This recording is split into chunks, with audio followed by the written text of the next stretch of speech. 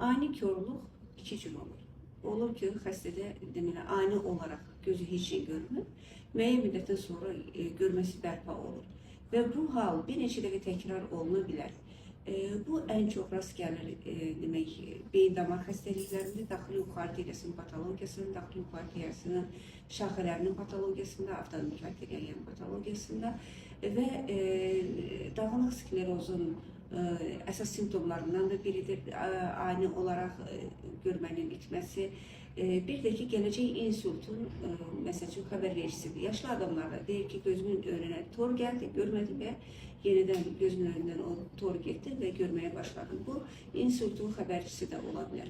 Bir də olur ki, ani olaraq kəskin görmə tutulur və xəstə bir daha heç görmür. Bu çox patologiyalarda olur. Yenə beyin qan növran pozulması, kəskin pozulması, qan sızma yaxud işemik insultda, beyin şiş xəstəliklərində deməli baş verə bilər.